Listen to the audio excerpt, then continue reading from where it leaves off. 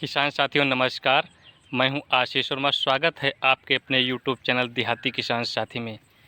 किसान भाइयों, जैसा कि हम अपने प्लाट पर आ गए हैं धान की रोपाई की देखभाल करने, और ये मेरा धान देख रहे हैं, ये 40 बीघे का प्लाट है।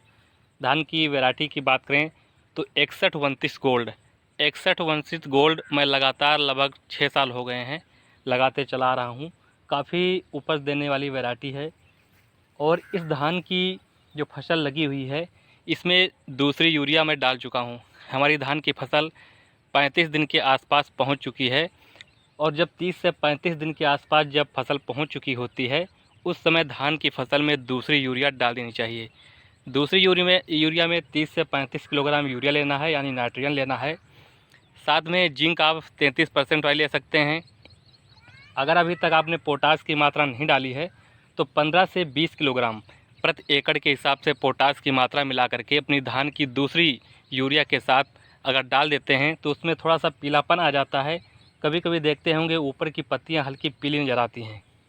जब आप दूसरी यूरिया डाल देते हैं तो ये समस्या दूर हो जाती है। धान एकदम हरा भरा, एकदम हल्का कालापन मार देता है, जिसकी उसकी ग्रोथ अच्छी प्रकार से बनी रहती है। कल्लों का फुटाव भी अच्छे से देखने को मिलता है। और किसान भाइयों, जब हमारी धान की फसल लगभग 40 से 45 या अधिकतम 50 दिन के आसपास पहुंच चुकी होती है उस समय आप देखते होंगे जो धान में लास्ट यूरिया है आपको यहां पर डाल देनी चाहिए।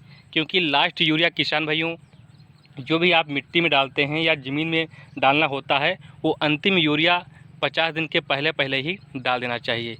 50 से 55 दिन के या 60 दिन के मध्य जब हमारी धान की फसल पहुंचती है तो वहां पर गबोट अवस्था चालू हो जाती है, यानी तने में बालियां बनना चालू हो जाती हैं। इस जैसे हमारा एन पी के 05234 डालने से फ़ायदा किसान भाइयों ये मिलता है कि इसमें जो तने में बालियां बनना चालू हो जाती हैं उसका विकास अच्छी प्रकार से होता है, दाने का भराव भी अच्छी प्रकार से होता है। क्योंकि उस समय किसान भाइयों सबसे ज़्यादा फास्फोरस की आवश्यकता होती है। फास्फोरस का काम होता है किसान भाइयों बालियों तक वहाँ पर भोजन पहुँचाना, जड़ों तक बालियों तक भोजन पहुँचाने का काम फास्फोरस करता है, और इस समय फास्फोरस की सबसे ज़्यादा आवश्यकता होती है।